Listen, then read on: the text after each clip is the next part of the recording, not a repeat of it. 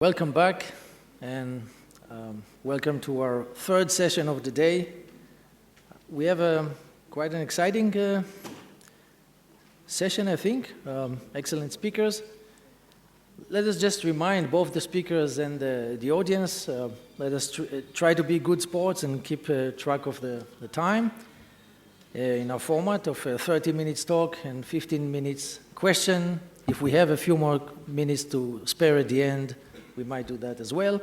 Please turn the phones on silent mode or off. Yes. And please put up your phone on silent mode so that we can avoid interruptions. And let us introduce our first speaker, Benedikt Paul Göcke from Bochum University in Germany. I'm sure it's going to be a rather interesting talk, and his title is, the title of the talk is Panentheism, the Panentheism of Karl Christian Friedrich Krause.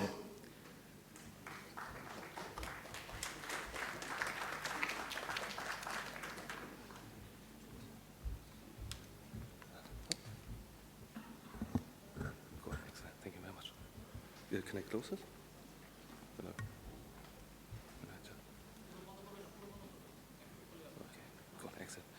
Good. Yes. First of all, thank you very much for the kind invitation to speak at this conference. It's a great honor and privilege. Today I would like to talk to you about the panentheism of Karl Christian Friedrich Krause, which probably not many of you will know, so I'll have to shortly introduce him. He's one of those figures of classical German philosophy which in these days are relatively unknown in the German and English-speaking world. Although Krause, born 1881 and he died in 1832, had quite an impact on the philosophy of Latin America and Spain, where his philosophy runs by the name of Krausismo. So, in effect, Krause was the one who enabled Spanish and Latin American modernity, although he's, as said, completely forgotten in Germany these days, and I'm kind of trying to change that through publications on him. The interesting thing about Krause, also for this conference, is that he was the one who introduced the terminus technicus panentheism in the debate, but he was picking up, Indian philosophies, Vedic traditions, and he saw himself as standing fairly in the tradition of Indian philosophy, and he highly appreciated it. So whereas Schopenhauer, for instance, was rather the Buddhism fan, Krause was rather fond of the Vedic traditions. So I'll give you a brief sketch of his main argument for panentheism, and I hope that in the course of our treatment of Krause's ideas, it will become clear why it fits into the topic of this conference, because in a way, Krause's justification of panentheism, so of the idea that everything is in God, starts with a spiritual reflection on the nature of the I and on the nature of the ego. So Krause's panentheism is a particular philosophy of the absolute. And Krause already formulated the guiding metaphysical principle of his theory in 1813 as follows. I quote, "My main principle is that all science," so the German Wissenschaft, "is based on the vision of an infinite substance. This vision cannot be proven from the principle of sufficient reason, but may only be shown present within the human spirit. Everything that is the substance and within the substance. And all scientific knowledge must equivalently be that primordial intuition itself and within it." End of quote. So Krause's entire philosophy may be understood as a justification and conceptual systematic formulation of this monistic guiding principle.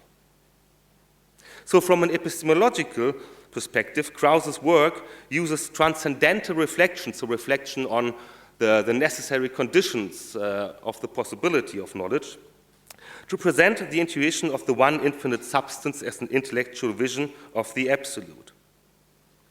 It is, in principle, so this vision, accessible to every human being to identify in the course of this vision what is immediately given to the human being as the, in principle, infinite content of the system of philosophy. So Krause calls the transcendental path to immediately certain knowledge of the absolute the analytical ascending part of philosophy. And that is the ultimate starting point for the development of his system of philosophy. It proceeds as follows, I quote again, starting out from the first certain knowledge that is found in every consciousness, it constantly rises to higher and higher knowledge until the discovery of the fundamental knowledge of the Absolute or God. And this knowledge must show itself on this way if a system of science is possible for the human mind, end of quote. So the idea is for Krause that we start with the pre-reflective ego, just like the human being as it is in everyday life, and then find our way to the higher intuition of the existence and nature of God. So, and the first certain phenomenological knowledge found in every one of us, according to Krause, can be stated as follows. In my independence as I is included my independence as spirit, then my independence as body, finally my united independence, whereby I am an independent being made up of spirit and body united. So if the ego recognizes itself phenomenologically as body, according to Krause, then it also recognizes that it always already understands its body as a part of nature, which encompasses it. And if the ego recognizes itself as spirit, Geist in Germany, it recognizes itself as part of an encompassing realm of reason or spirit. And if the ego finally recognizes itself as the union of nature and spirit, or nature and reason, then it finds itself as a human being, because according to Krause, that is also what we are. So the I has a body, the I has a spirit, and body and spirit are also united, and the union of body and spirit is what we call a human being. So according to Krause, the fact that nature and reason may be reconciled in human beings is grounded in the fact that nature and reason indeed differ in essence, but are always already mediated by each other. As Krause says, nature, therefore, insofar as it is rational, organic, is in reason and is incorporated into reason. But reason, insofar as it is natural, is in nature and is incorporated into nature insofar as nature is reason. So for Krause, reason and nature are distinguishable but absolutely equally valuable determinations of the human being. So the ego participates in reason through the spirit, in nature through the body, and as a human being, it finds itself phenomenologically as a being in which nature and reason are always already mediated. For Krause, the phenomenological inventory of the essence of the I yields a central insight for the further course on our way to intuiting the absolute. And this insight can be stated as follows. The ego may perceive and describe its existential constitution as a human being, as captured by self-observation, but it cannot explain it from its position in the whole of being or existence. So Krause argues that the ego does not sufficiently encompass nature or spirit in such a way that it could ontologically bring about the synthesis of nature and spirit, which is constitutive of its humanity. This it finds always already mediated. So, and from the standpoint of constitution theory as its relata, neither nature nor reason may bring about the synthesis. So the ego that has become conscious of itself as a human being therefore faces the question of the constitutive ontological ground of nature, reason, and their unification to form humanity. It faces, in other words, the question of the ground in which and by which, in virtue of, its being and its essence are made possible. As Krause says, so we cannot avoid asking about the ground of reason, nature, and humanity. That is, we must rise to the thought of a being in which both reason and nature are incorporated, that whereby, that is, according to its essence, these two are determined, that which is also the ground for the union of both, according to which they are humanity. This thought, brought about in the phenomenological self-reflection by the principle of sufficient reason, about whose validity nothing is said at this point in the analytical ascending part of science, is the sort of a being developed out of the ego in which and through which nature, reason, and their synthesis are ontologically constituted as humanity. But this does not prove yet that this thought is the thought of the thought after absolute.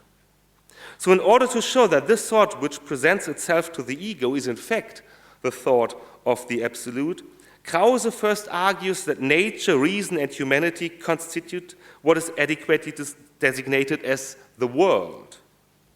As he says, by the word world is signified both nature, infinite in its kind, and reason, infinite in its kind, as well as humanity, infinite in its kind. For even if these three beings, each of its kind, are infinite, they are nevertheless finite, because each of them as such is nothing what each other as such is. So Krause thus uses an absolute notion of infinity. For although nature, reason, and humanity are in a certain respect infinite realms, for Krause this is not sufficient to speak of their infinity per se. The fact that nature is not reason is sufficient to show that, in Krause's system, reason, nature, and humanity are, seen absolutely, finite realms of being. So it follows, let me just give you a little visualization of what was said so far.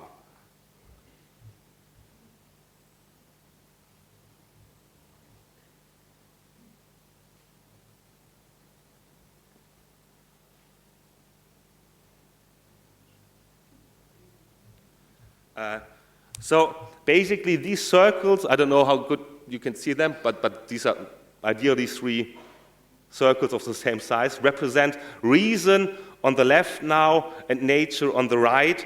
And according to Krause, humanity is at the center of the union of nature and reason, which I will now signify with an H.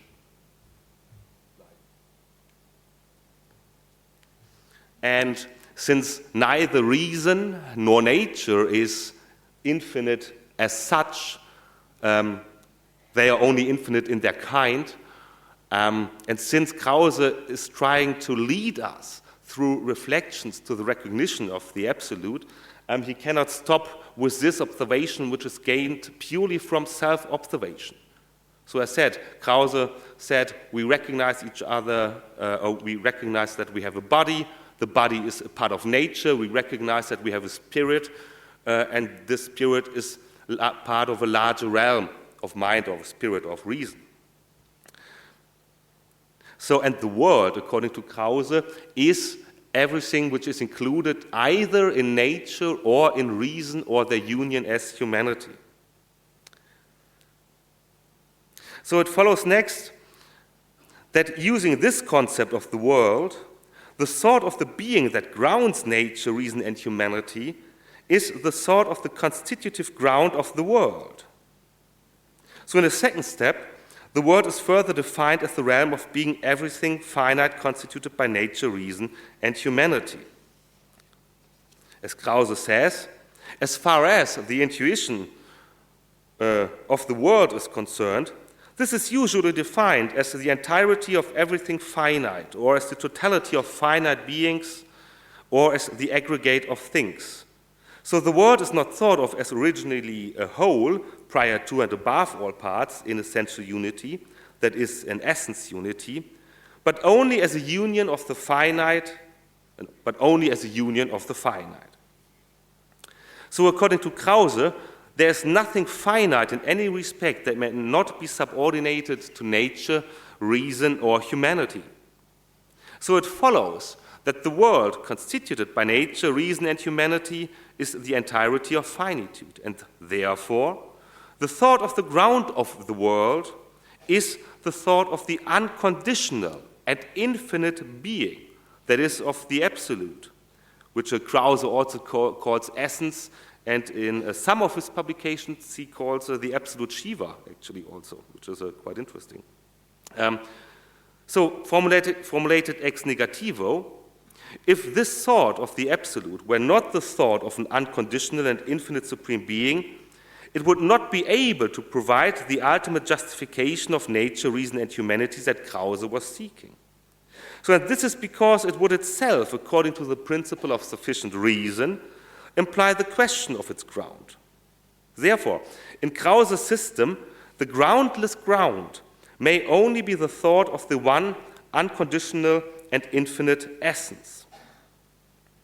So as a thought of the one infinite and unconditional essence, the thought of the absolute is in its content an infinite and unconditional thought.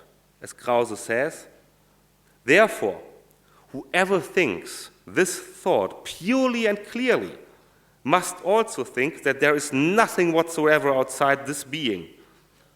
From the other side, however, in this thought, it is thought that the infinite being contains everything finite that is there. For because there is nothing outside it, and because finitude is, as we know, with immediate certainty, so Krause knows that finite things exist. Everything finite can only be thought of as being in the one unconditional infinite being that is thought. So the thought of the absolute determined in this way, if the unconditional and infinite ground of the world really expresses itself in it, leads to the knowledge that everything finite that the ego is able to recognize is contained also in this thought of the absolute and is recognized as being contained in it.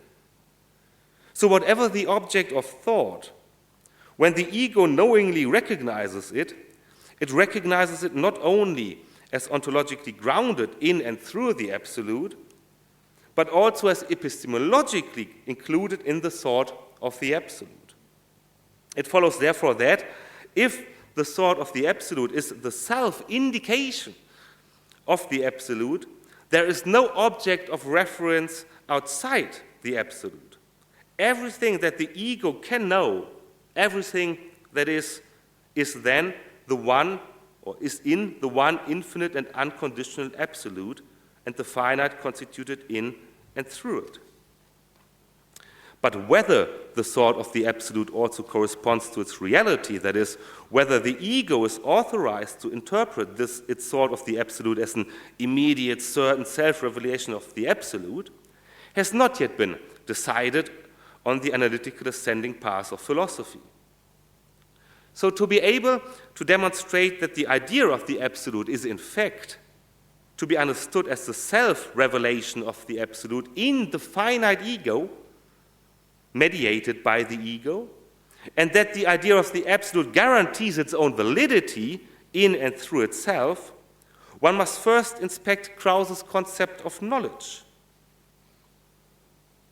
So in Krause's system, knowledge is a triadic relation, the existence of which presupposes a subject of knowledge, an object of knowledge, and a knowledge relation understood as a formal ground of knowledge.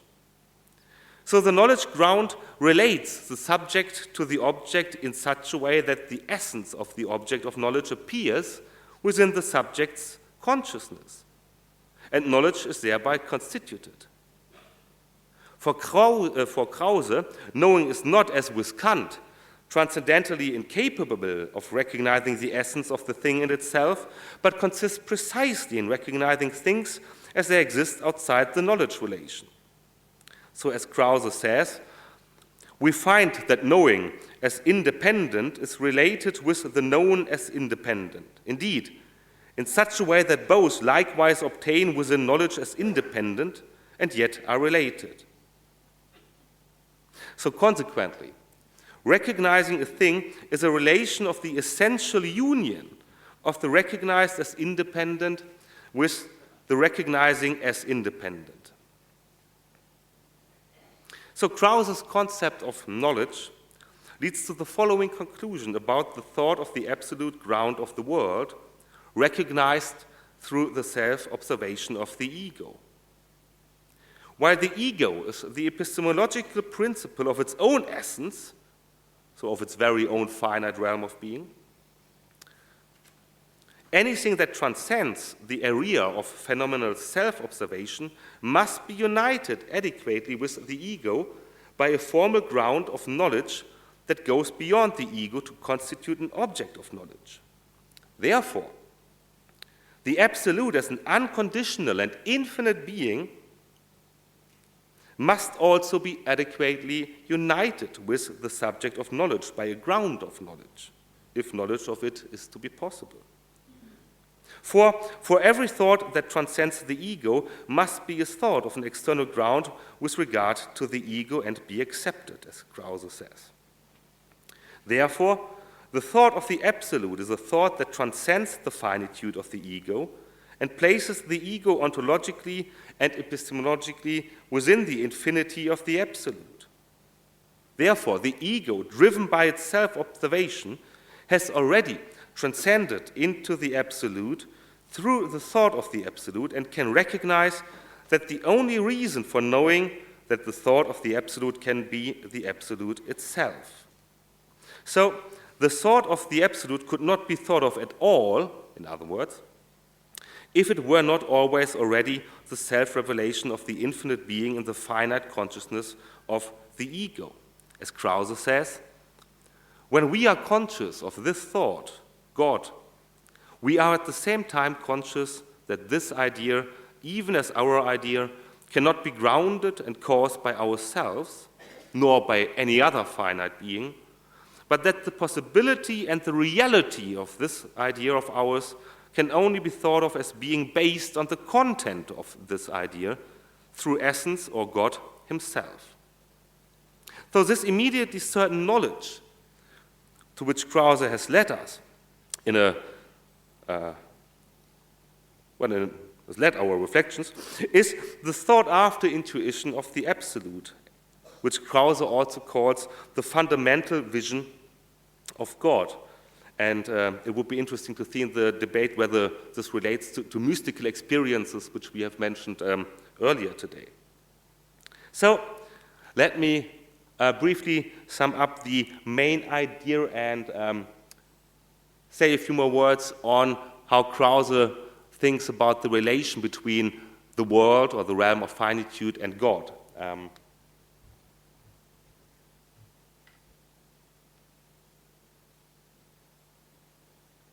So, according to Krause, the one infinite and unconditioned being is like the largest circle, which includes all the other circles. And Krause says because the infinite being is infinite and because the unconditioned being is unconditioned, it cannot have anything outside of itself. It cannot have any kind of opposition. So everything finite has to be included as a part of its very own essence. It has to be a part of its very own essence. And Krause says, well, what do we know about the essence of the world? Well, we know that there's nature and spirit, and that nature and spirit are related and united with each other. And we also know that there is a ground of the union of nature and spirit, which is the upper circle, smaller circle in the middle, which I designated as G. And Krause takes this this idea as the content of the vision of God or of essence, as Krause also calls the absolute. And starting on this, he develops a panentheistic Mariology, basically, because he says, well, thinking of God as like this largest circle, as unconditioned and infinite, actually is just another way of saying God is truly free, because if something is unconditioned, it is free, and is the whole, because if something is infinite, it's just semantically another way of saying that it is a whole, because everything which is finite means that it has a part outside of it, and so if something and is part thereby of something else, and so that which is infinite is the whole. So Krause also refers to the absolute as the one free and self-same being, or existence per se, of which the world is a part. And Krause says when it comes to the dialectics, which we often ask ourselves of relating the world and God, or the world and its ground, we can deploy many different perspectives. So we can, on the one hand, look as God insofar as he is the constitutive ground for the union of nature and reason, in which case we consider the absolute as Urwesen. I just now use the German terms, Urwesen, like original essence, which would be this. This would be Urwesen. And insofar as we consider God as the ground of the world, we distinguish between the world and its ground. But insofar as we consider of God as the one self, same, and whole being, we cannot make this distinction and have to say that the world considered in this perspective is a part, a metaphysical part of the one divine being. And Krause calls, by the way, the structure, the union of nature, reason, and God he calls in German Omwesen, and he says, well, Om, because Om designates the unity of unity and difference for him. So he particularly was keen to relate the designations for what he has seen in the vision of God to the Indian traditions. And based on this panentheism, basically, Krause went on to develop a very up-to-date cosmopolitan theory, because he says, well, if we take it seriously, if everything is God, then of course the history of the universe is the one life of God, is the one history of God. And because we are all part of the one divine being, we participate, of course, in the freedom of God, insofar as we are not totally unconditioned, but we are unconditioned at least partly and sometimes. And the more we become godlike, according to Krause, the more free we are. And so we should use that in order to realize the eternal divine essence in time, which for Krause meant that humanity has to become in itself a mirror of the divine being, which for Krause meant that humanity has to also to become an organic whole, where all the parts are related and interrelated, where all the different social units like family and people and nations and tribes are also interrelated with each other and with one another. And so Krause would say that the ultimate goal of the meaning of it all is to become godlike as a humanity, and for the whole universe to become godlike. And I think I'm just in time. And thanks for your patience. Thank you very much.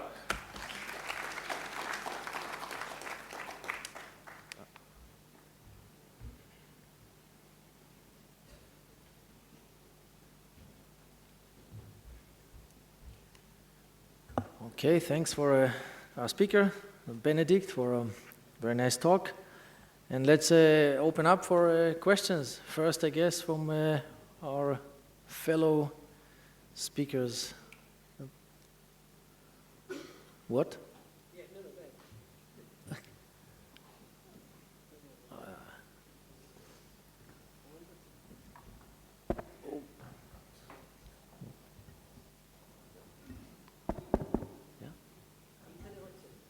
ahead. What? Yeah. Okay. So, do we have questions at this point? Yes, please. I want to ask just a small question. Does it lead to global consciousness project-like thing? like collective ego altogether can change the nature, and global consciousness project, which Western scientists, neuroscientists, and many others are working upon. So does it lead towards that field? What's your take on that? Yeah, I mean, if I understood your question correctly, it's so how it relates to a global consciousness. Yeah, I mean, Krause would have said that ultimately only God exists, and God is the only substance. So everything that we seem to know is an eternal knowing within the divine mind. So if I know something, then actually Krause says this means that God as Benedikt knows whatever, you as you. Because of this, it follows that Krause would have said that ultimately there is, well, one stream of consciousness, of which our streams of consciousness are just parts. Yeah. So I mean, for Krause, consciousness in a way, or the divine consciousness is fundamental. And I mean, he has reason on the one hand and spirit, reason and spirit on the one hand and nature on the other. And since they are all overlapping, so since there is union in the divine being, there cannot be an opposition which is not overcome. And so also, which is why also nature, in a way, participates in consciousness, which makes it quite interesting to relate the debates on Panentheism with the debates on panpsychism. So on the idea that mentality is just a fundamental feature of the universe. Yeah. Did I answer? Yeah. Okay. So before we open up for to the crowd, general audience, I mean, any other question from up front? Well, wait, just we said. Maybe I can ask a quick question, or I think Jay okay? Yes.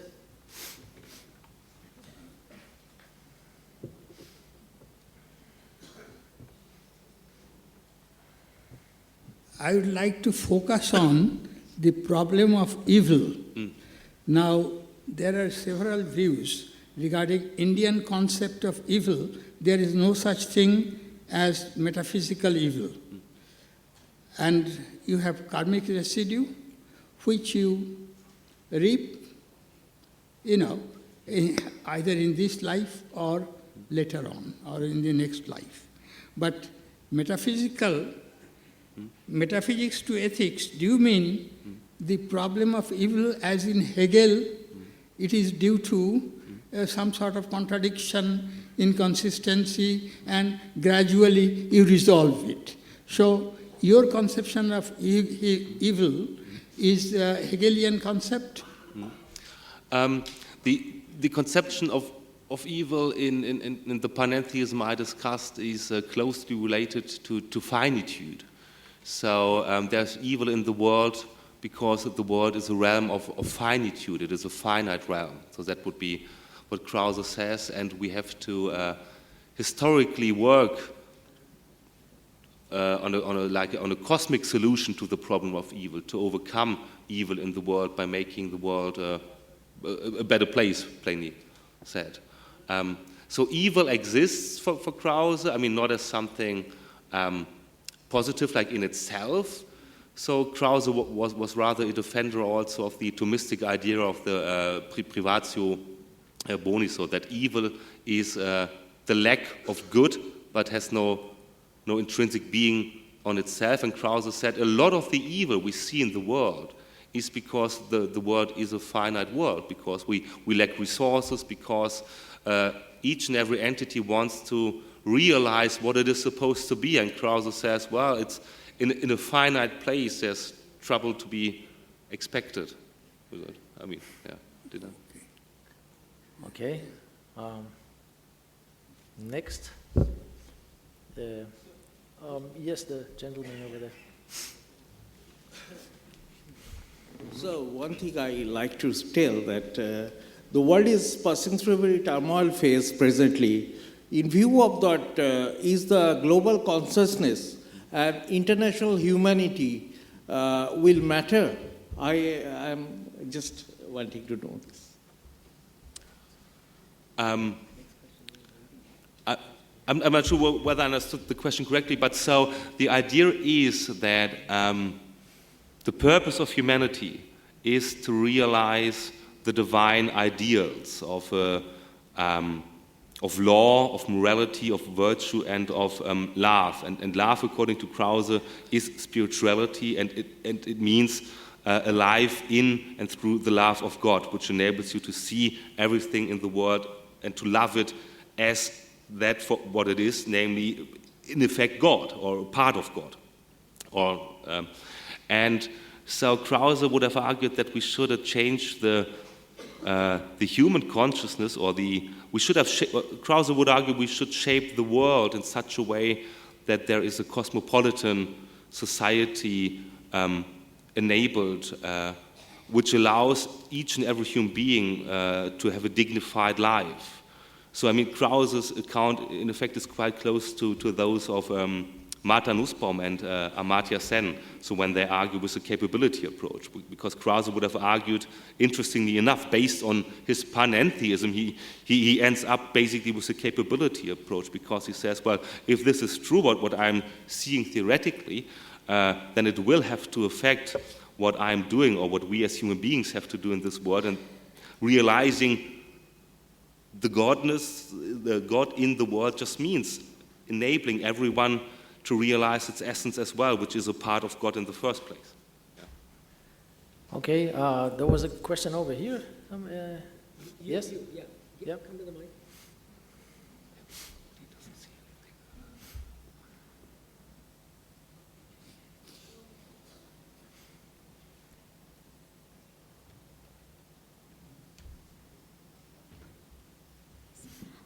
Hello, I'm a PhD scholar. So, in a lot of our Indian traditions and philosophies, all the great masters, if we talk about Jainism, Sikhism, Guru Nanak, Sri Aurobindo, a lot of them have talked about the path to enlightenment being sort of going within and realizing the divine nature within yourself. So, and Panentheism, as you said, talks about the divine encompassing the nature and the spirit, and that is what forms human. So where does that understanding fit here? It's something that encompasses us, and it's something that's also within us. So what can be the path to enlightenment? Within, or... And where does that fit in this picture? Yeah, thanks. Well, according to Krause, we have to start each and every one for ourselves. So the path to illumination, the path to enlightenment, the path to see God, basically, the vision of the Absolute. And according to Krause, each and every one is able to do that, although he has to do that for him or herself. What we can do, Krause says, as philosophers, is only giving advice. So Krause says, when we follow this path, when we reflect on the necessary and sufficient conditions for our very own existence, we find that the ground for our existence and for our being is not in ourselves. It's not us. We are not self-sufficient. So we are not causa sui. So there needs to be some ontological explanation why the world is as it is and why it is as I find it when I just reflect on myself. So, and using this kind of methodology, Krause leads up to the understanding of the concept of the Absolute, which is basically God. And he says there is a certain, he says, well, everybody has to achieve this for him or herself, but once you realize that, so once you understood, starting from your own very finite being, you see that the infinite and unconditioned being really exists, and then there is this kind of flip point, or where you are able to turn the perspective, because whereas starting on this analytical ascending path, you don't know, you only know that you're finite, but you don't know about your relation to the infinite. And once you obtain the vision of God, you understand that what you already always have been, without you knowing, is being a finite part of the infinite being, and that actually, although you thought that you are an independent substance, you are not an independent substance, but an in part of the divine being, which thinks through you. So your thinking, your stream of consciousness, and that is what you recognize once you obtained the vision of the Absolute, is only part of the infinite stream of consciousness of God. And then you realize that you are in God, but also God is in the world. So this dialectic between the immanent on the one hand and the transcendent on the other. There's always, I mean, the more God is transcendent, the more he's immanent. I mean, this logic which, for instance, we mentioned Meister Eckhart already a few times. So Meister Eckhart calls God as a unum, or as an indistinctum, like the one being, like as a unum as well. That's the non-dual being, I suppose. And the as a indistinctum is he says you cannot distinguish between God and the world, but paradoxically, the more indistinct God is, the more distinct he becomes. So I mean, all I want to say right now is that the dialectic between God is in the world and the world is in God conditions each other. Did I answer your? Yes, I'll go it through in my mind and Okay. then, yeah. But Cool. thank you so Cool. much. Yeah, Thank my you. pleasure. Okay, I suppose we have a space for one more question. Yes, over there. I'm here. I'm waiting And she's there. Sorry, we give a chance to someone who haven't spoke yet. So, given our finitude, Yeah.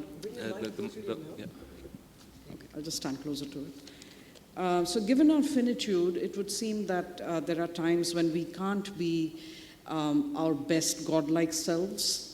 So stuff just happens to us, there is suffering, and so forth. Under these circumstances, do we have space in this picture for some kind of alignment of my will with the divine will or some such thing? Because there's all kinds of things that you can plan for, but things just don't pan out the way you do plan for them. So what do we do under those circumstances? This is actually very close to the problem of evil question that was asked before.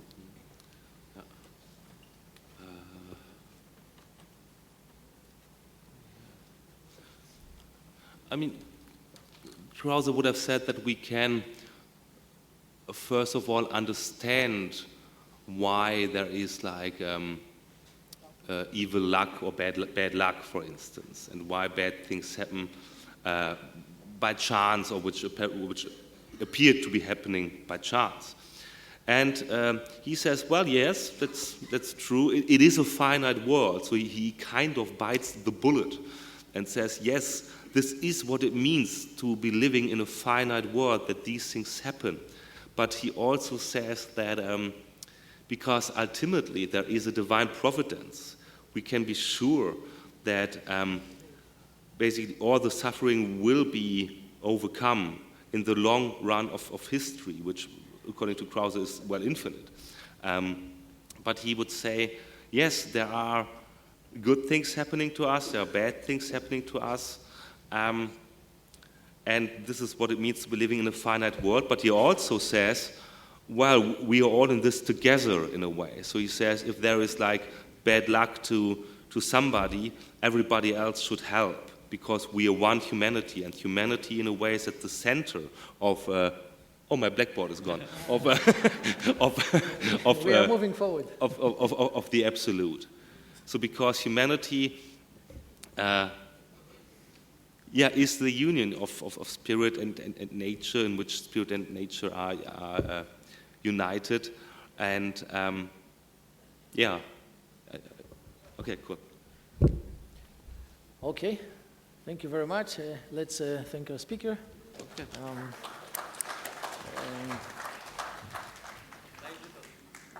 And our next speaker is Mikel Burley from the University of Leeds in England, and the title of his talk is Erotic Spirituality, Jayadeva's Gītagovinda as Philosophy of Religion.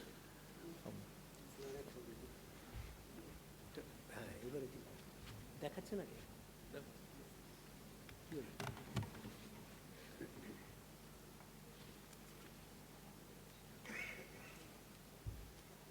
আবার exit করে আবার করো নাকি? এসছে? এখন okay, so let's just start.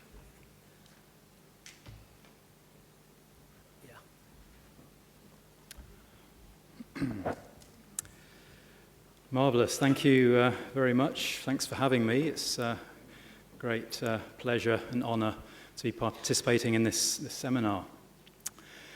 So that's the full title of my paper, Erotic Spirituality, Jayadeva's Gītagovinda as Philosophy of Religion. I hope no one will be too scandalised by the term erotic in the title there. Now, somewhat ambitiously, I want to try to speak to or relate this material to no fewer than five different aspects of contemporary philosophy of religion. And I hope that these will be discernible over the course of the paper. I'll briefly introduce them now at the outset. I don't think I'll have time to return to them and sort of re-summarize at the end. There's other material to cover, but let me say what these five different aspects I'm trying to speak to are. So the first development in recent philosophy of religion, in keeping with the theme of this conference, might be called the turn to spirituality, typified by philosophers such as, well, lots of philosophers, but including John Cottingham and Mark Wynne. Cottingham speaks of the spiritual dimension of human existence, which he explores through his humane approach to the philosophy of religion. And Mark Wynne emphasizes the notion of the spiritual life and the transformation of how one perceives the world, which spiritual traditions facilitate. Important for my purposes is the way in which this turn to spirituality encourages the recognition that the role of spirituality in the lives of practitioners is distorted when philosophers fail to examine the practical and affective aspects of religion. A second development, which might be termed the turn to desire, has been spearheaded by Fiona Ellis, who conceives of desire as that which, by drawing us to our ideals and to each other, fuels the quest that leads to an expansion of the self. And I'll elaborate this theme of desire shortly. The third, fourth, and fifth developments I'll mention very briefly for reasons of time. Third is a turn to narrative, utilizing narrative sources to inform philosophical discussion of religious and ethical matters. Fourth is reflection on diverse conceptions of divinity, conceptions, that is, which diverge from what philosophers commonly refer to as standard theism or something like that. And fifth is the increasing willingness to embrace and engage with diverse philosophical and religious traditions, a move towards a more multicultural or cosmopolitan approach to philosophy in general and to philosophy of religion in particular. And again, this conference epitomizes this tendency. My principal aim is to explore the themes of spirituality and desire, specifically erotic desire, through the medium of the Gītagovinda. Attributed to Jayadeva, who probably flourished in late 12th century Bengal, the Gītagovinda is a dramatic Sanskrit poem that's a classic of the Bengali Vaishnava tradition, as many of you will know. Although not a work of argumentation, the poem undoubtedly contains theologically and philosophically provocative material. Depicting the ardent relationship between Radha and Krishna, the themes of desire and erotic love are central to the narrative. So intense is this relationship that the conception of divinity in the Gītagovinda is sometimes said to be one in which Radha and Krishna together constitute the divine, In this respect, the text anticipates subsequent strains of Vaishnavism associated especially with Chaitanya Mahaprabhu, in which it's affirmed that, for example, although Radha and Krishna previously assumed different bodies, they're really one and have realized that oneness in the person, the dual avatar known as Chaitanya. For this reason, an inquiry into the spirituality of the Gītagovinda cannot avoid engaging with questions of how the divine is to be conceptualized. Bringing this text of Indian erotic spirituality into critical dialogue with recent work in Western philosophy of religion thus has the potential to enrich our awareness of theological possibilities, or so I will claim. So in the remainder of my time, I'll aim to do the following, or something like this. So first, I'll elaborate the theme of desire in philosophy of religion, drawing upon ideas from Fiona Ellis, but also from the late Roger Scruton. And then I'll provide an overview of the Gītagovinda, setting the scene for an analysis of how the notions of desire and erotic spirituality play out in that text. I'll contend that the Gītagovinda not only presents us with an erotic theology or conception of the divine, but also aspires to induce an erotic soteriological mood or atmosphere in the audience.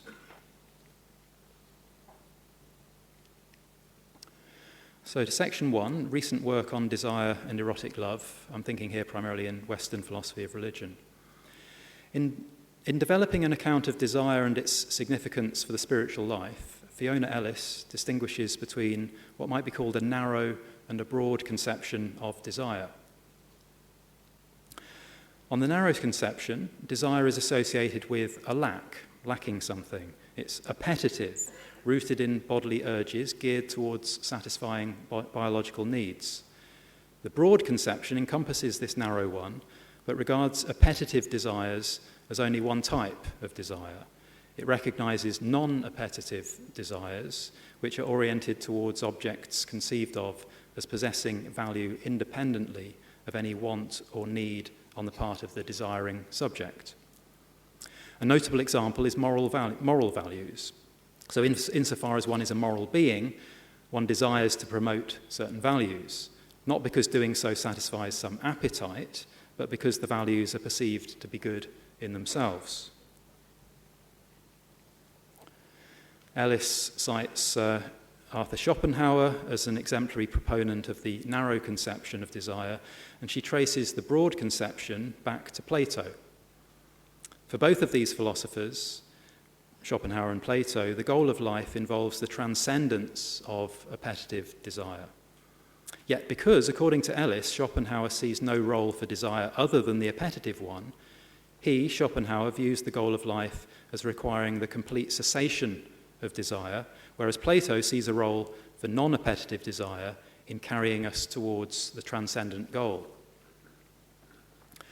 Not everyone agrees that what Ellis characterizes as Plato's conception of non-appetitive desire is well construed in terms of desire at all.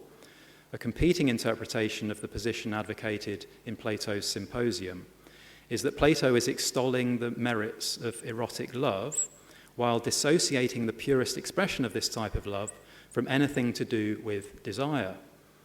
On this interpretation, Plato does reduce desire to the appetitive type, and he regards erotic love as something intellectual rather than bodily.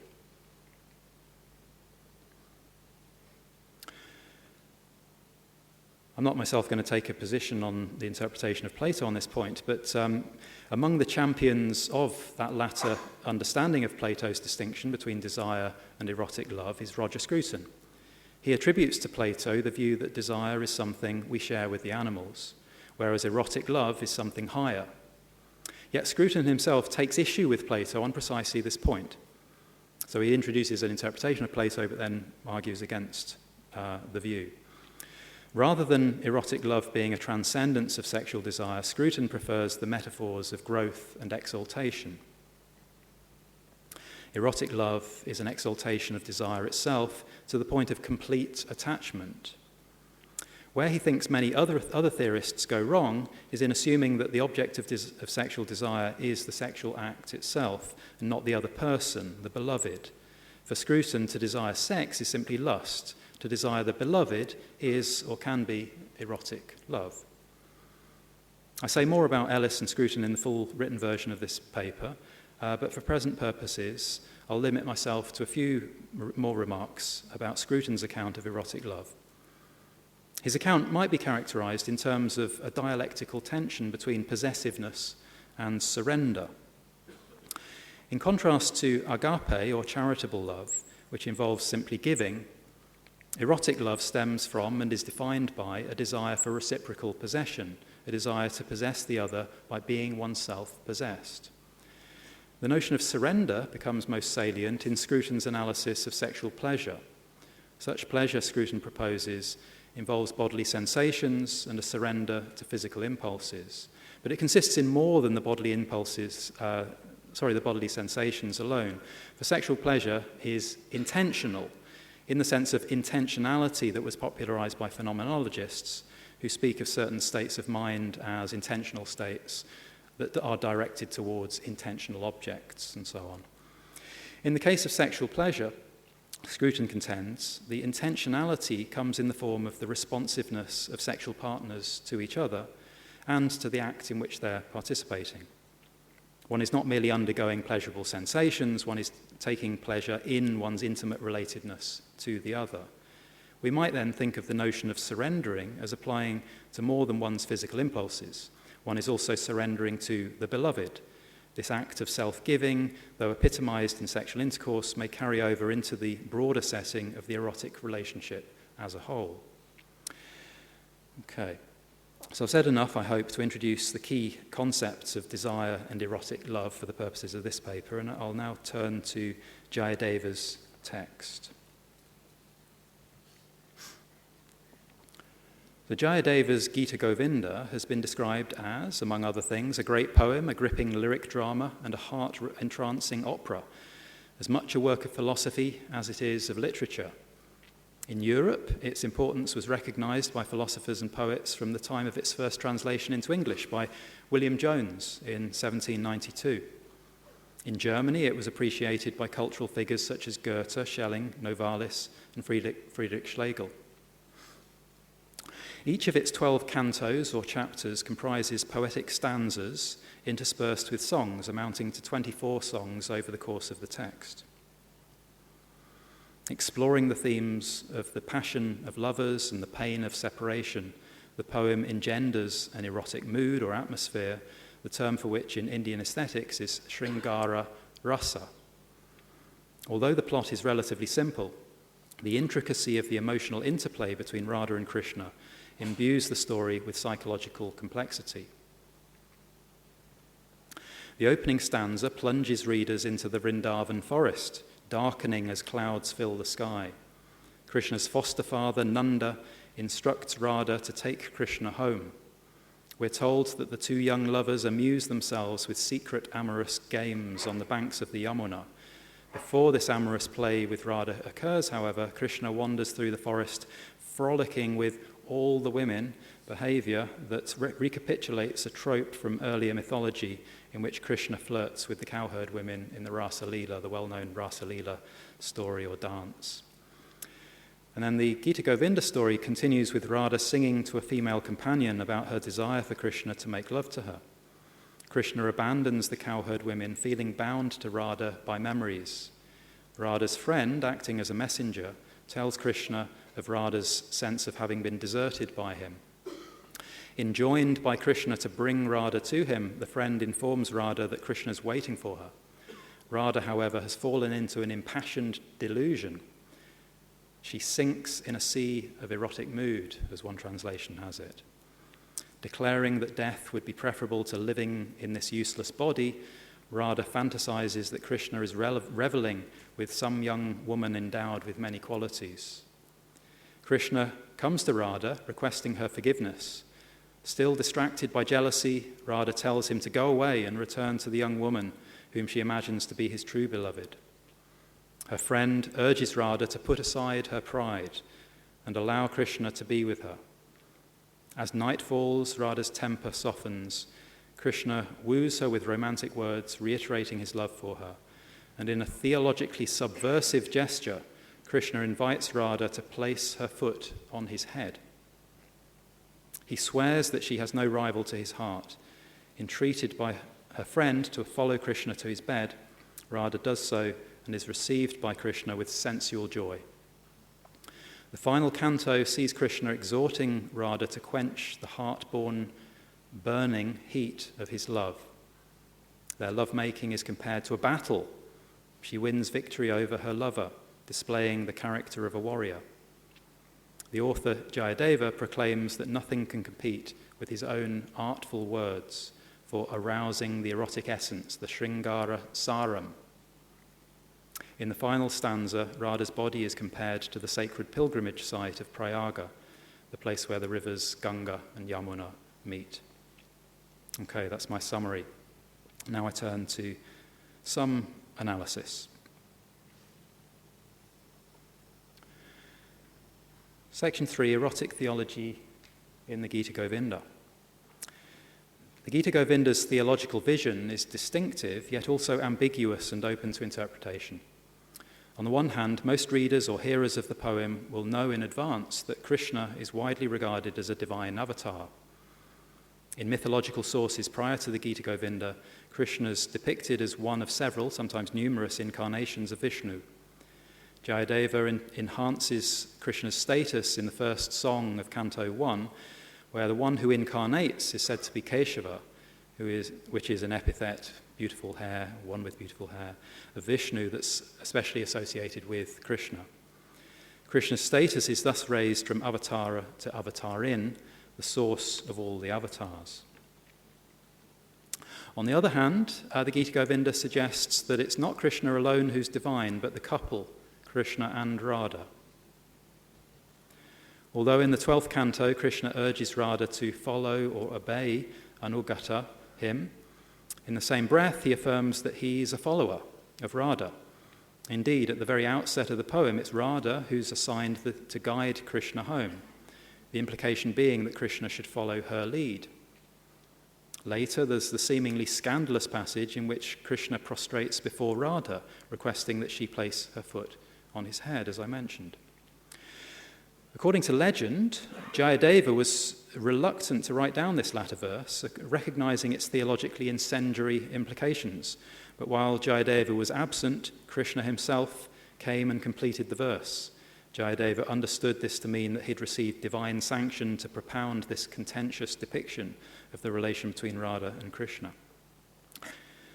Commenting on the Gītagovinda, Lee Siegel, who's produced a very good translation of the text, has written that the poet, unlike the theologian, has every right to be self-contradictory and inconsistent. In response, we might note that Jayadeva's vision would be inconsistent only if he were straightforwardly asserting that, for example, it's both the case and not the case that Krishna alone is divine.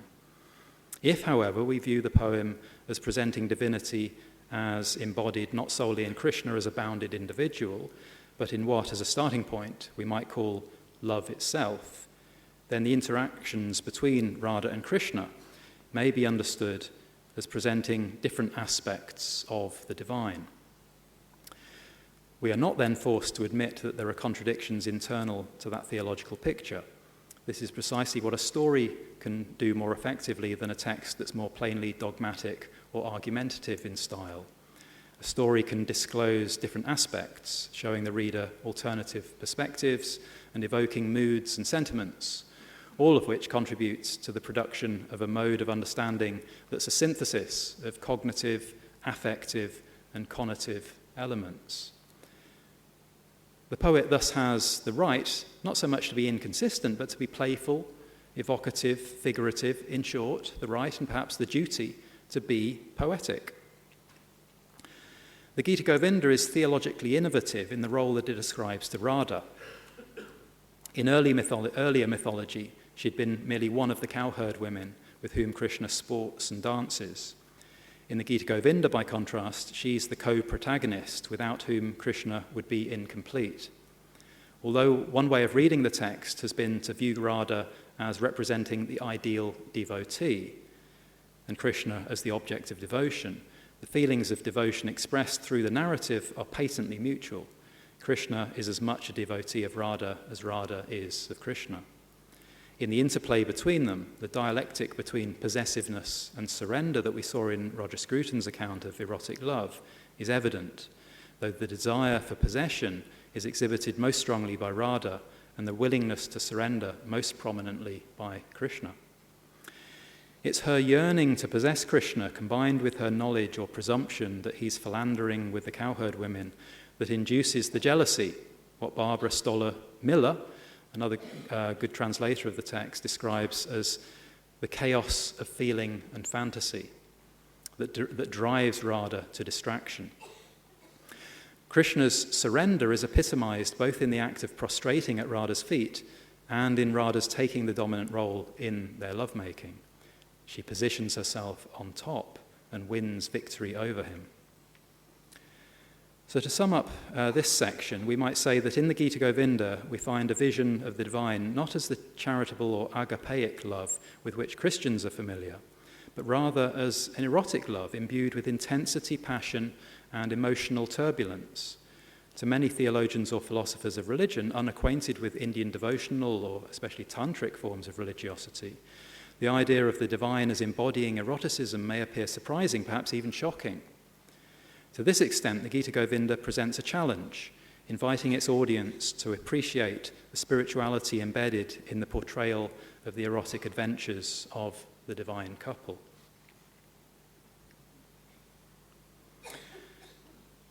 Section 4 I've called erotic soteriology in the Gītagovinda. Soteriology being a sort of way of proceeding towards salvation, we might say, or to a spiritual liberation. In Indian philosophy and religion, a distinction is discernible that's comparable to the one that we saw Fiona Ellis making between different conceptions of desire. A narrow conception is represented by certain strands of Indian asceticism.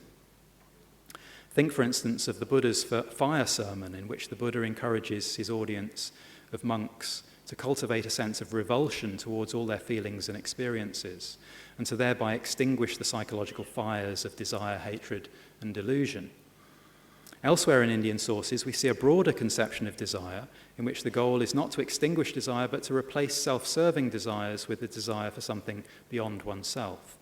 This includes certain forms of Buddhism, in which desire for the Dhamma is promoted, and we see it in its theistic form in a text such as the Bhagavad Gita, where Arjuna is instructed to relinquish desire for the fruits of action, while accentuating his desire for his desire and love for the divine Krishna, as again many of you will be familiar.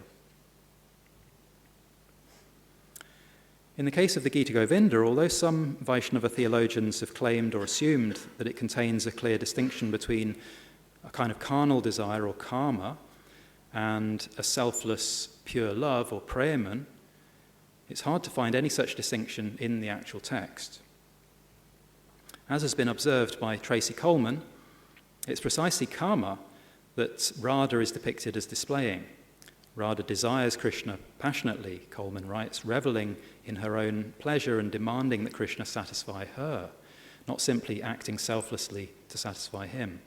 The reciprocal passion of Radha and Krishna intensifies in both separation and union. Unlike the broad conception of desire as envisaged by Fiona Ellis, the Gītagovinda does not view appetitive desire and sexual pleasure as something to be subordinated to the desire for the divine, nor does it regard the epitome of erotic love as something intellectual and dissociated from bodily impulses, as it is in Plato's Symposium, on Scruton's reading, for example. Rather, the Gītagovinda, like Roger Scruton, celebrates erotic love as an exaltation of desire to the point of complete attachment. And crucially, it treats this state of attachment as itself spiritual and divine. This dissolving of the distinction between sexual desire, erotic love, and spiritual longing coheres with Jayadeva's professed objective of exciting in his audience the essential flavour of the erotic sentiment, the Sringara Saram. Insofar as the erotic and the spiritual have been merged, the stirring and amplification of this erotic sentiment constitutes a soteriological progression on the part of the reader or hearer. Just as Radha and Krishna are represented as taking pleasure in their mutual enjoyment, in the correlative possessing and surrendering that their love play involves. So the audience is encouraged to become absorbed in the atmosphere generated by the poem. It's this absorption that's held to be equally an erotic and a spiritual experience.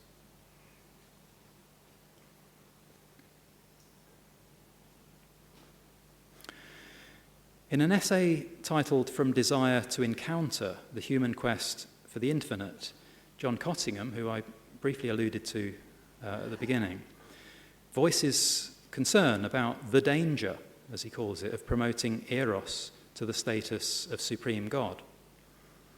Though not writing with the Gītagovinda in mind, Cottingham is agitated by the idea of treating as preeminently divine something that, in his view, lacks stability and endurance. He regards erotic love as purely episodic, whereas what's needed for lasting satisfaction is the kind of loving relationship that matures over time, the paradigm case being the bond of marriage that forms a foundation for the raising of children. Speaking from a tacitly Christian perspective, Cottingham recognizes that conjugal love and intimate friendship may, at their best, constitute noble ideals. To deify them, however, would be idolatry. Assumptions such as these tend to direct a lot of inquiry in Western philosophy of religion, closing down rather than expanding opportunities for the exploration of alternative religious possibilities. While Cottingham's work has been instrumental in shifting attention away from a fixation on the intellectual aspects of religion and towards a more holistic appreciation of what he calls the intimate intermingling of belief and praxis that religious lives typically exhibit, Cottingham's personal Christian commitments not only constrain his ability to see the sense in diverse forms of religiosity, but also lead to stipulative claims about what's religiously permissible.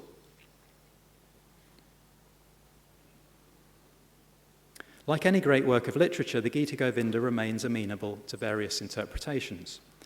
Nonetheless, what we appear to find there is a version of exactly what those who share Cottingham's viewpoint fear: a deification and veneration of erotic love, or Sringara Rasa. It's essential to add, however, that any such deification does not leave the concept of erotic love unchanged.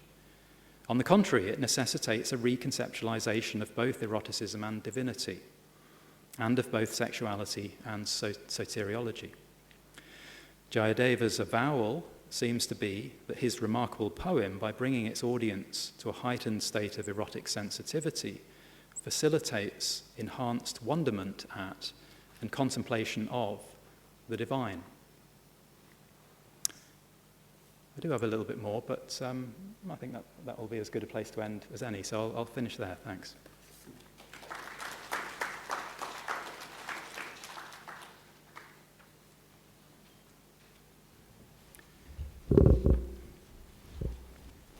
And I'll retake my seat, please. Already practiced. Okay, thank you very much, Mikel, for a very interesting talk and raising some thoughts, really. I'm sure not only for myself. Yes, please. Jeff.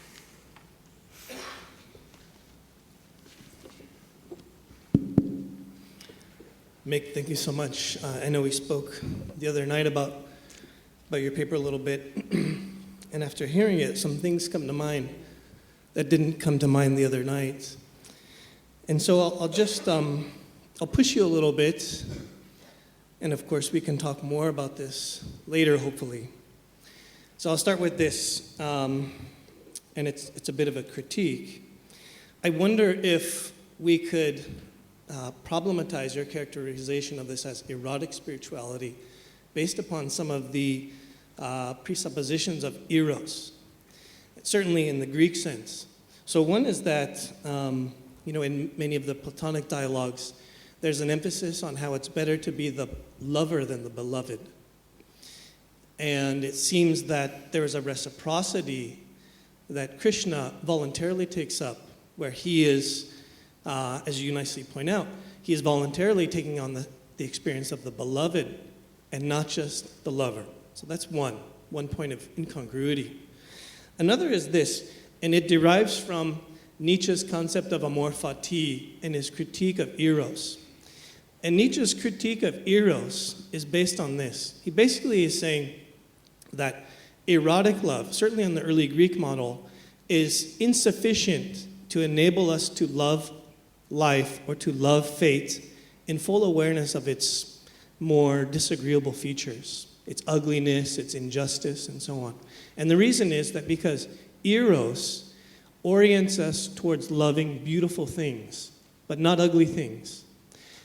And yet the task of amor fati, the task of the lover of fate, is not to make beautiful things. The erotic lover loves the beautiful and then makes the beautiful in kind.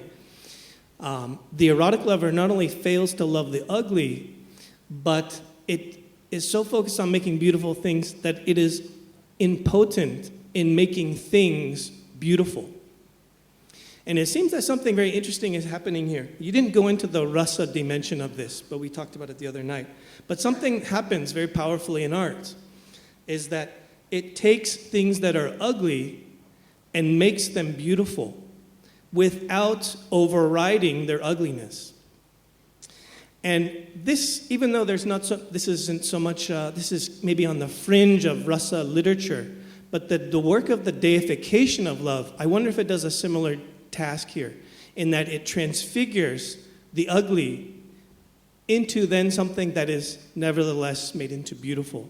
The mundane, as the work that art does, the mundane is made divine or beautiful. So I would push you a little bit here then. I guess the question is erotic spirituality really the right characterization of the kind of love that is being taught or kindled in the Gītagovinda?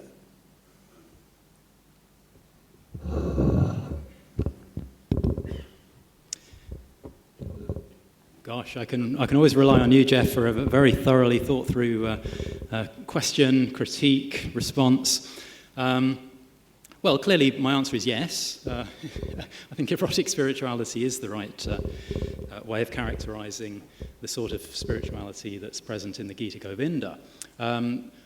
There are further questions raised by what you say to do with whether there are limitations to the kind of erotic spirituality that I am claiming is presented in the Gītagovinda. Because I don't see any. So I mean, you said a lot, and I'd need to think carefully about it before giving a really fully rounded response. So what I'm about to say is just coming off the cuff. I hope everybody's aware of that. I'm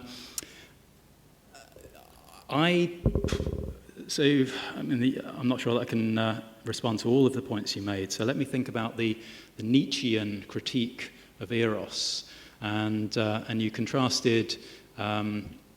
Erotic love with amor fati, so love of fate. Yeah, that you'd be happy with that as a translation.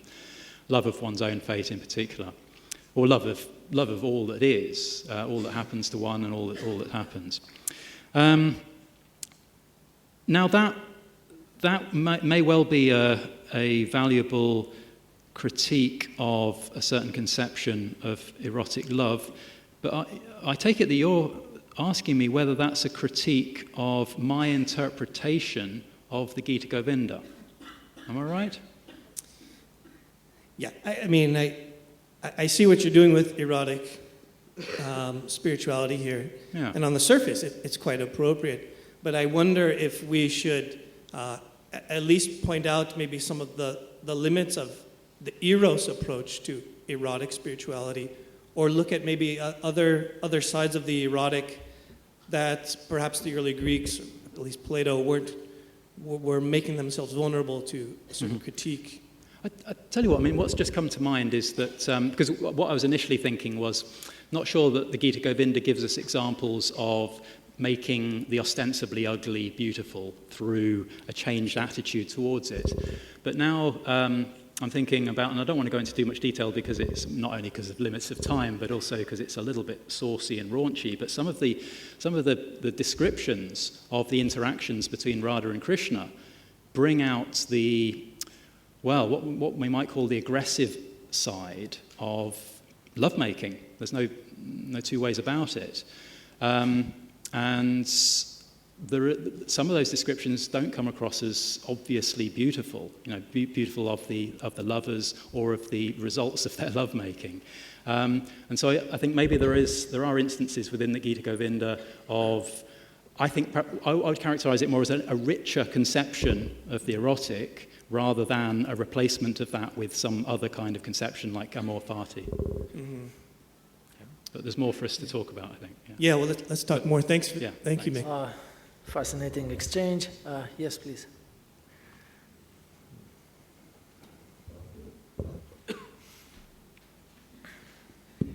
Thank you.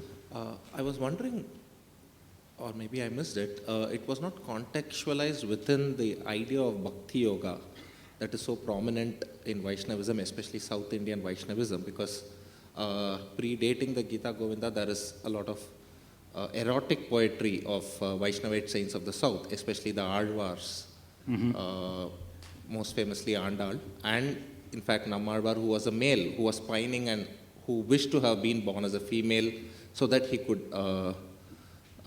attain union with the Lord, erotic or a sexual union with the Lord in one of his poetry. But that has been interpreted by later philosophers such as Ramanuja as a form of Bhakti Yoga. I wonder if that conceptualization provides an alternate to thinking of it as erotic spiritualism, rather eroticism as one aspect of this larger concept of otherworldly love or love towards the otherworldly, that is bhakti. Because that seems to be quite common in Vaishnavism. I mean, many centuries before Gītagovinda, in fact. And in some sense, Ramanuja can be seen as systematizing and providing intellectual foundations for this kind of mystical, sometimes erotic devotion of the Alvars, because he came after that. So I wonder how such a contextualization would make better sense. Or yeah, well, I think it would and it wouldn't, because no matter how much one contextualized the Gītagovinda within prior sources, I mean, one could see elements of influence, but the Gītagovinda is its own thing, and I think it does something radical in its own right.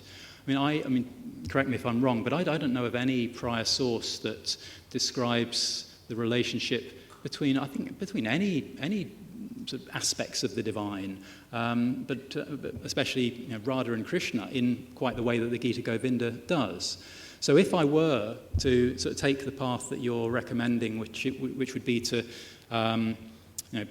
present some more earlier textual contextualization of the kinds of concepts that are pursued in the Gītagovinda, then I would also at the same time have to be contrasting and showing how Jayadeva in the Gītagovinda innovates and develops a rather novel and perhaps even more powerful and intense, I shouldn't bang the table, representation of these aspects. So that would be my first attempt at a response. I think for me to elaborate now would probably require me to start commenting on some of the aspects of Ramanuja and the Alvars and how the concept of Bhakti Yoga is developed through there. I'll just add one more thing, I suppose, which is that there's a way of understanding this concept of Sringara Rasa in the Gītagovinda as itself a way of articulating a conception of bhakti. Now, I'd have to look more carefully again to see how often or whether the term bhakti occurs in the Gītagovinda. I didn't really track that as I was reading through it, but certainly, a very fulsome conception of bhakti develops subsequent to the Gītagovinda, partially drawing upon the Gītagovinda. So it's very intimately related concepts, definitely. Yeah. Thanks. Okay. Yes, gentlemen.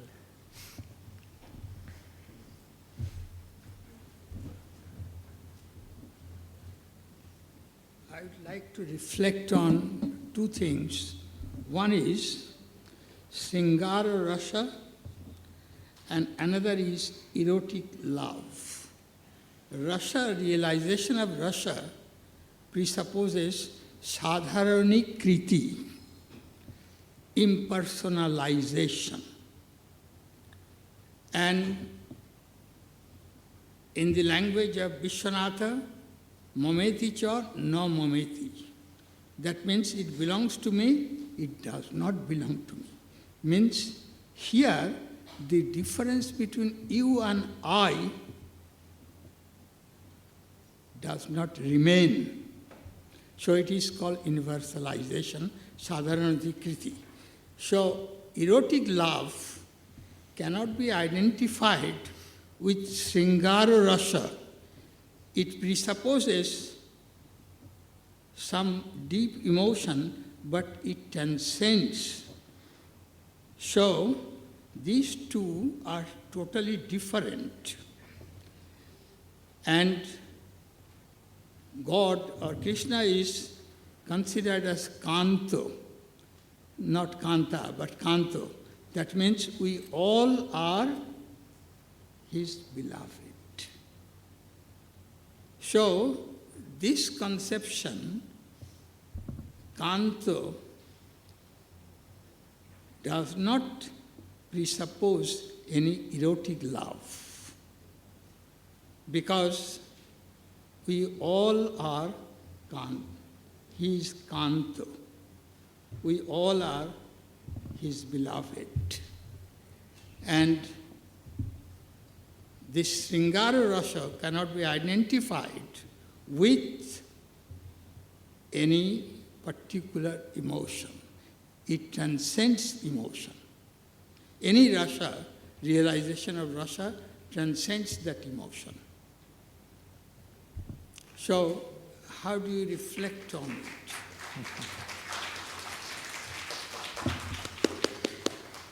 Very good. I noticed in your question you made no reference to the Gītagovinda. So, I mean, are you, when you talk about Sringara Rasa, are you taking that as a sort of a concept that transcends any particular textual embeddedness? Or are you thinking about it specifically in relation to the Gītagovinda? So, it cannot be what my point is, that erotic love is different from Sringara Rasa. So, you are equating these two. Yeah. And in your interpretation, erotic love takes precedence over Sringara Rasa. Okay, no, it's very interesting. I mean, another question I'd have for you, Professor Shah, is if you were to be tasked with finding a suitable English translation, maybe a single word, could be a phrase, for Sringara Rasa, what would you choose? Rasa presupposes sadharanikriti, impersonalization. Yes, but I'm asking you, how would you translate the term? Our ultimate, Pandit Dinesh Chandra Shastri, it is called impersonalization. He translated as, in English, impersonalization, not as something which belongs to me. It is sadharanikriti called. Impersonalization means you lose your, individuality, that you are different from me. Yes, I'm sorry, I don't think I have a further response other than, again, to say I'm unsure whether you are presenting this as a sort of context-independent conception of Sringara Rasa, or whether you're thinking of it specifically in relation to the Gītagovinda. Then you are equating Sringara Rasa with erotic love. But there is a difference between them. So it's in the general point I'm making. Yeah. Well, I wouldn't dispute that in other contexts it can have other senses, but I still stick with my interpretation of the Gītagovinda. Thank you.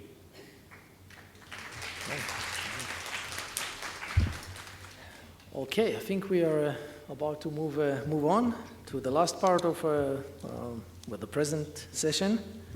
And our next speaker is none other than Swami Medhananda, who needs little introduction. He's one of the organizers of this event, for which we are thankful, and He's currently based at the Vedanta Society of Southern California in Hollywood, and also operates as a Hindu chaplain at University of Southern California and UCLA. And the title of his talk, Religious Pluralism Beyond John Hick, Bringing Sri Ramakrishna into Dialogue with S. Mark Heim. Yeah? Okay, please.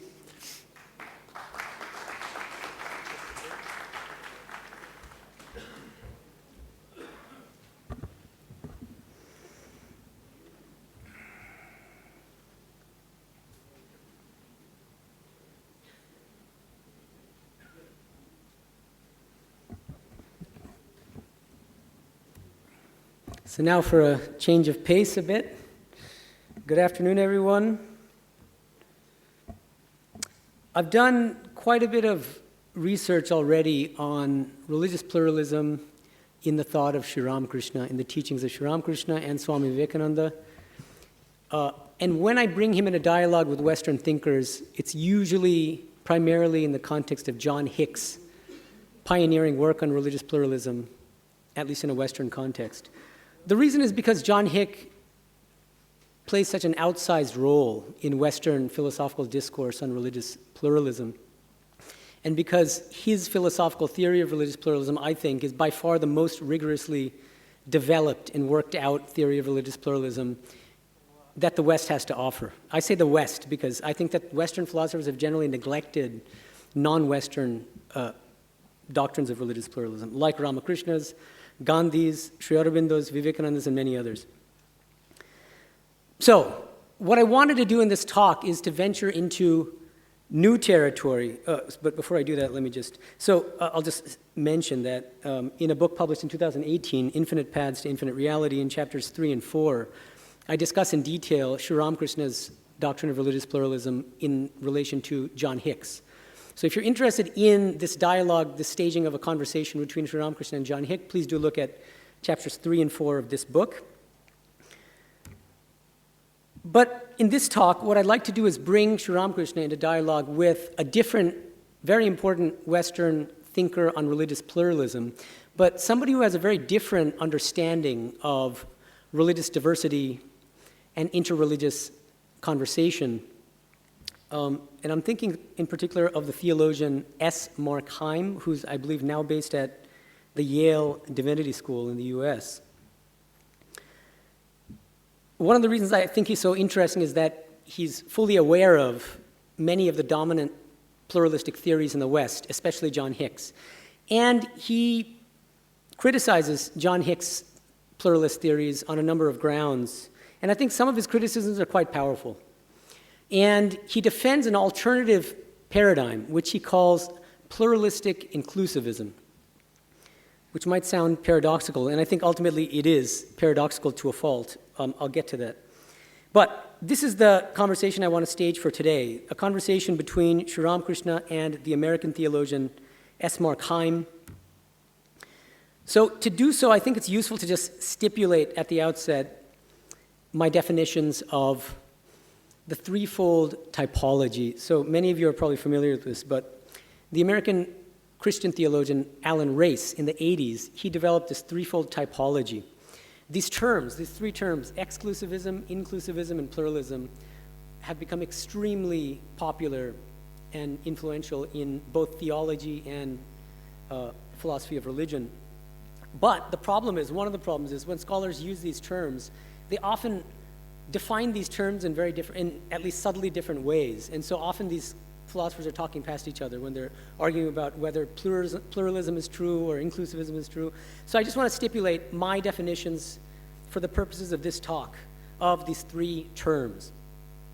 I'm defining the terms religious exclusivism, inclusivism, and pluralism in terms of salvific efficacy. What do I mean? Religious exclusivism is the view that only one religion leads to salvation, while all other religions fail to lead to salvation. An example is the Protestant theologian Karl Barth. My religion alone leads to salvation. Every other religion is hopeless. Religious inclusivism is a kind of intermediate view. This is the position that only one religion leads directly to salvation, but that other religions lead indirectly to salvation or afford lesser forms of salvation. And the language here is vague for a reason, because there are many different forms of religious inclusivism. And I want to give you just two examples. In the Christian context, Karl Rahner was a very prominent 20th century Catholic theologian. He defended a Catholic inclusivism, according to which non-Catholics are anonymous Christians. This is an interesting term that he used. So non-Catholics are anonymous Christians who are saved indirectly by the grace of Christ. So I hope you can understand how it's an inclusivism, because he still takes his own Catholic worldview to be supreme in a certain sense. In the Indian context, I think that Shankara's classical Advaita Vedanta philosophy is a good example of a religious or philosophical inclusivism. The reason being that it also suggests that only one goal, salvific goal, or liberative goal is the highest, which is realization of our own true nature as non-dual pure consciousness, Nirguna Brahman, and that there's only one spiritual practice that leads directly to that goal of knowledge, liberative knowledge of non-dual pure consciousness. You should all be able to say this in unison: Jnana Yoga, the path of knowledge. And other yogas are accepted, but they're placed on a lower footing. Bhakti Yoga, Karma Yoga are said to be preparatory disciplines to make you eligible to practice the higher path of knowledge, which alone leads to the knowledge of non-dual Brahman. So that, I hope you can see how that has an inclusivistic structure as well, but it's quite different from Karl Rahner's version of Catholic inclusivism. Thirdly, the paradigm of religious pluralism. This is the view that multiple religions equally lead to salvation. So there are a couple things I want to highlight here. First of all, notice I didn't say all religions equally lead to salvation. I say multiple religions. What do I mean by multiple? More than one. Why do I not say all religions? Because that opens the floodgates to, you name it, ISIS, Aum Shinrikyo, religious terrorist groups in Japan who have killed a lot of people. We don't want to include, we don't want to be too inclusive, ativyapti. So we have to be careful about excluding so-called religions or terrorist organizations and other sort of quote-unquote religious traditions that encourage or prescribe unethical practices like violence or killing. So what are examples of religious pluralist paradigms? I think in the West, obviously one of the most prominent is John Hick. I'm not going to talk about his theory now because I've already talked about it in detail elsewhere, but there are others. And I'm not going to talk about this other one, but Paul Nitter, he's another Catholic religious pluralist. He wrote a book a few years ago called Without Buddha, I Could Not Be a Christian. So I hope that captures the flavor of his Christian religious pluralist position. And on the Indian side, I think Sri Ramakrishna is a quintessential example of a religious pluralist. And I think that part of the problem with some of the dominant interpretations of Sri Ramakrishna's views on the harmony of religions is that they're too quick to interpret his teachings on religious pluralism in terms of classical Advaita Vedanta. I'm thinking of some monks, for instance, like Dhideshananda, Omkarananda, and others, who take Sri Ramakrishna to claim that the goal of all religions is the realization of Nirguna Brahman, and that all the religions, in a certain sense, are valid paths only insofar as they can lead to fitness for the practice of Jnana Yoga, which then will lead to the highest goal of realization of Nirguna Brahman. I think that can't be right. Just exegetically speaking, if you look at the Gautamrita, you're not going to find that substantiated in what Sri Ramakrishna is actually saying, and I hope to make a case for that here today as well, and I'm happy to hear from you as well if you want to defend a more classical Advaitic interpretation of Sri Ramakrishna's teachings on the diversity of religions. All right, so S. Mark Heim, first of all, I mentioned that he actually criticizes John Hick's religious pluralism. I'm going to just talk about one of his main criticisms. In his widely discussed book, Salvations, Truth and Difference in Religion, published in 1995, Heim provides an in-depth critique of three prominent theories of religious pluralism, those of John Hick, Wilfred Cantwell Smith, and Paul Nitter, and proposes an alternative paradigm he calls pluralistic inclusivism. One of his primary criticisms is that pluralistic theories tend to posit a single conception of religious salvation, which they hegemonically impose onto all the world religions, thereby failing to capture the uniqueness and diversity of the respective salvific goals taught by the various religions. What do I mean? If you look carefully at any of the religions, like Islam or Christianity or Judaism or Vaishnavism, Tantra, Advaita Vedanta, Buddhism, you're going to find that if you look at the literature carefully, that they're not all teaching exactly the same kind of goal. And what S. Mark Heim says is that John Hick kind of forces all of these different religions into the same salvific framework. For instance, Hick's thesis that all religions have as their goal, quote, this is a quote from Hick, the transformation of human existence from self-centeredness to reality-centeredness, reality with a capital R, does violence to the self-understanding of religions which do not conceive salvation in such abstract kind of quasi-Kantian terms. So in opposition to these pluralistic theories like John Hick's, Heim advocates what he calls, this is his own term, a pluralistic inclusivism. The pluralistic dimension of Heim's pluralistic inclusivism consists in, quote, the contention that there can be a variety of actual but different religious fulfillments, salvations. Accordingly, Heim's model strives to accommodate the theistic goal of loving union with the personal God, as well as the radically different Buddhist goal of nirvana, which involves the extinction of personality and liberation from the transmigratory cycle. In order to theorize the inclusivist dimension of his pluralistic inclusivism, Heim draws on Nicholas Rescher's orientational pluralism. According to Heim, Rescher's orientational pluralism explains how, quote, people who rationally hold contradictory views from different orientations are each justified in thinking the other wrong. Rescher's model, he suggests, provides a philosophical basis for the coexistence of a variety of rationally justified religious inclusivisms, each of which takes its own religious fulfillment, its own highest understanding of salvation, to be ultimate, while taking the religious fulfillments of other religions to be penultimate, but nonetheless real and salvific in their own right. For instance, let me give some concretion here. This is Heim's understanding of pluralistic inclusivism. The Christian is rationally justified from his or her own Christian perspective in taking the Christian goal of loving union with the personal God to be ultimate, and taking non-Christian religious ends, like the Buddhist goal of nirvana or the Advaita goal of realization of non-dual pure consciousness, to be lesser or penultimate achievements. However, at the same time, the Buddhist, from his or her Buddhist perspective, is equally justified in taking the Buddhist goal of nirvana to be ultimate and taking non-Buddhist religious ends, like communion with the personal God, like the goal of Christianity, for instance, to be merely penultimate achievements. So while Heim elaborates and defends a Christian inclusivist view in the 6th chapter of his book, he's quick to point out that others would be equally justified in championing competing non-Christian inclusivisms. Heim then envisions interreligious dialogue as a friendly conversation among religious inclusivists of various persuasions who would seek to, quote, cross over imaginatively and spiritually to see the world, however imperfectly, from another orientation. So this, in a very brief summary, is Heim's understanding of pluralistic inclusivism. Now let's try to bring Heim's ideas into dialogue with Sri Ramakrishna's teachings. Heim's critique, I think, of John Hick's religious pluralism is a powerful one, and I think it's valid to a large extent. Any religious pluralist doctrine that conceives salvation or liberation, the final salvific goal, monolithically is not as pluralistic as it should be. So if you have a pluralist theory that conceives the ultimate common goal of all religions too narrowly, that's going to do violence to the self-understanding of the different religious traditions.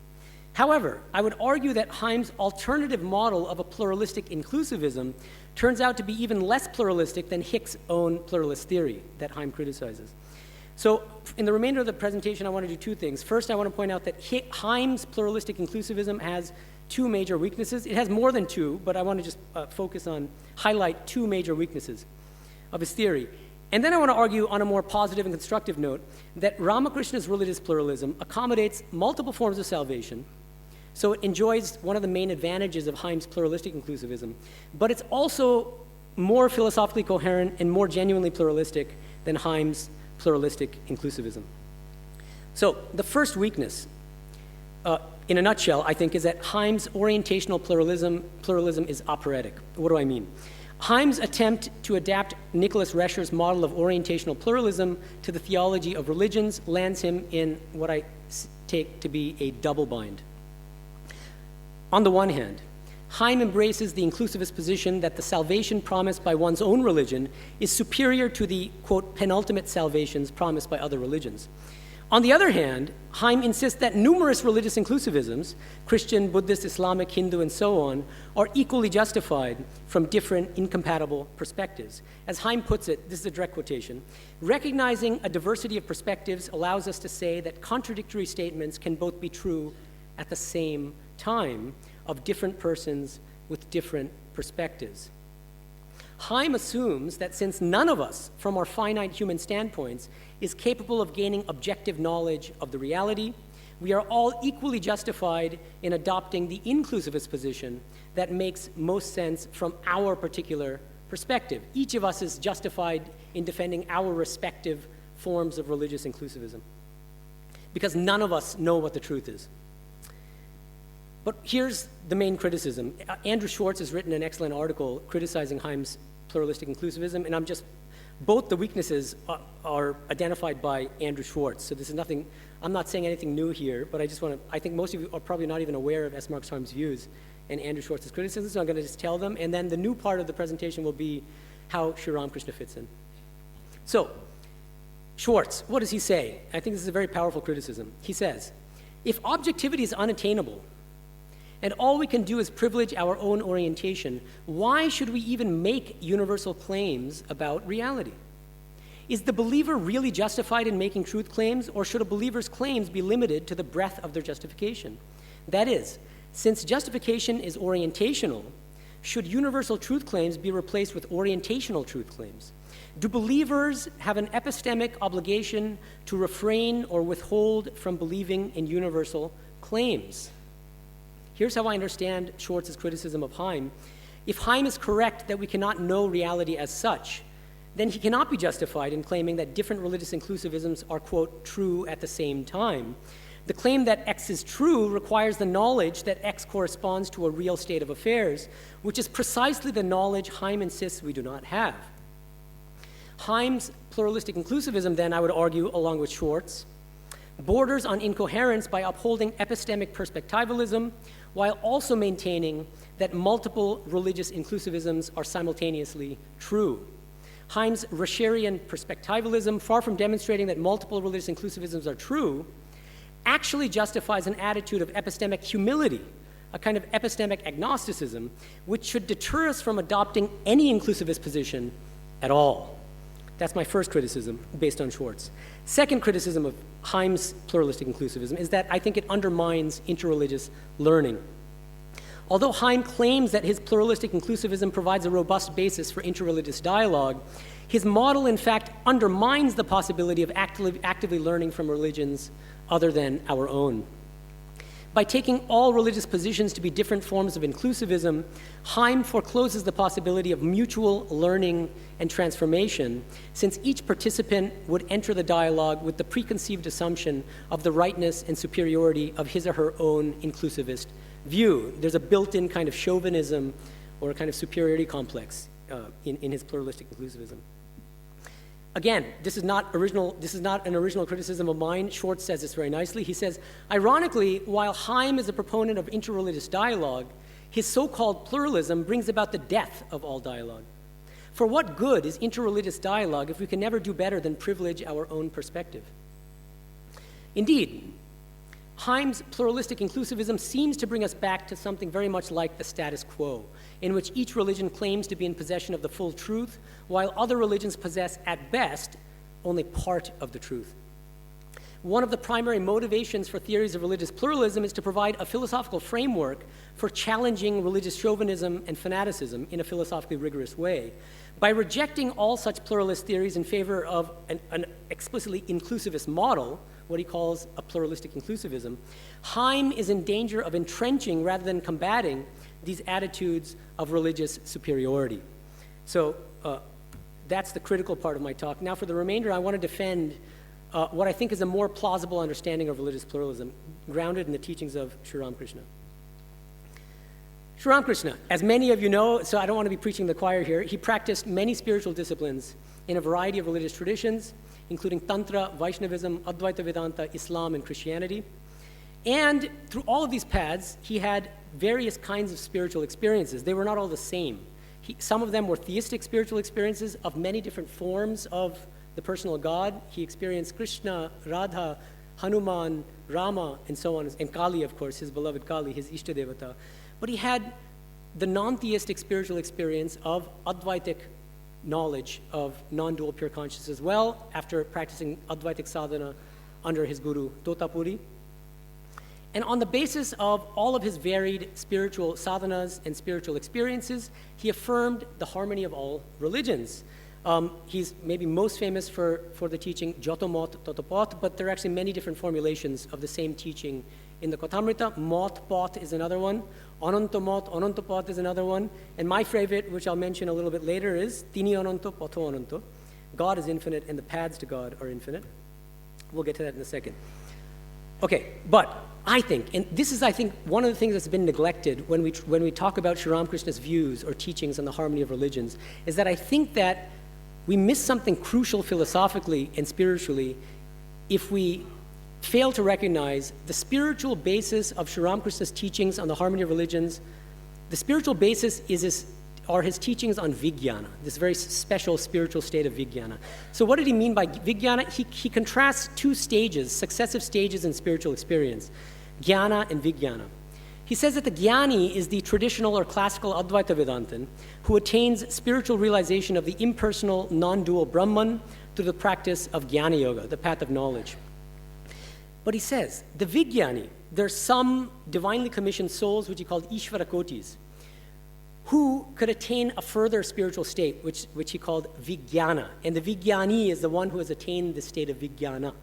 The Vijnani goes beyond the Advaitic Jnani by realizing that Brahman, the ultimate reality, is not only impersonal, nirguna, but also personal, saguna. Both are equally true. There's no hierarchy. He says, when God is actionless, nishkriya, I call God Brahman. When God creates, preserves, and destroys, I call God Shakti. Jokon tini nishkriya, tokon ami Brahma bole koi. Jokon tini shrishti bole korchen, tokon ami Shakti, Kali bole koi. Now for my favorite version of his teaching on the harmony of religions. So I think that it's his Vijnana-based ontology of the impersonal, personal, infinite divine reality, Jini Nirgun Tini Shogun, that serves as the basis of his religious pluralism. Tini Ananto, Poto Ananto. God is infinite, and the paths to God are infinite. And one of the reasons I like this teaching so much is because in a very succinct way, in this first phrase, he's giving the metaphysical basis for his religious pluralism. The reason why there are infinite paths to the divine is that God himself or herself or itself, there's no gender to God, because the divine itself is infinite. Because the divine is infinite, there are infinite paths to the divine. That's why my book is called Infinite Paths to Infinite Reality. So, on Sri Ramakrishna's view, theistic and non-theistic spiritual paths lead to the same goal of God realization. But he understands God realization in a very expansive sense that I'm going to flesh out in the remainder of my talk. His parable of the chameleon illustrates the harmony of all religions from the standpoint of Vijnana. He says, once a man entered, Bohurupi is the Bangla for chameleon, once a man entered a forest and saw a small animal on a tree. He came back and told another man that he had seen a creature of a beautiful red color on a certain tree. The second man replied, when I went into the forest, I also saw that animal, but why do you call it red? It is green. Another man who was present contradicted them both and insisted that it was yellow. Presently, others arrived and contended that it was gray, violet, blue, and so forth and so on. At last, they started quarreling among themselves. To settle the dispute, they all went to the tree. They saw a man sitting under it. On being asked, he replied, yes, I live under this tree and I know the animal very well. All of your descriptions are true. Sometimes it appears red, sometimes yellow, and at other times blue, violet, gray, and so forth. It is a chameleon, Bohurupi. And sometimes it has no color at all. Now it has a color, and now it has none. In like manner, one who constantly thinks of God can know God's real nature. He alone knows that God reveals himself to seekers in various forms and aspects. God is personal as well as impersonal, nirguna and saguna. Only the man who lives under the tree knows that the chameleon can appear in various colors, and he knows further that the animal at times has no color at all. It is the others who suffer from the agony of futile argument. I want to highlight just two aspects of this parable. First, notice, the chameleon assumes many different colors, red, green, yellow, so forth. All of those correspond to different forms of the personal God.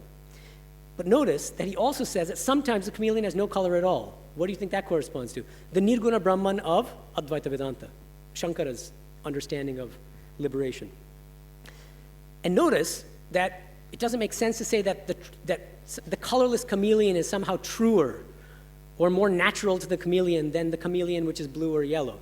They're all on an equal ontological footing and normative footing. That's very important, which means that Sri Ramakrishna's religious pluralism is one that does not put Nirguna Brahman on a higher ontological footing than Saguna Brahman. And therefore, correspondingly, does not place non-theistic spiritual paths like Advaita Vedanta on a higher footing than theistic religions.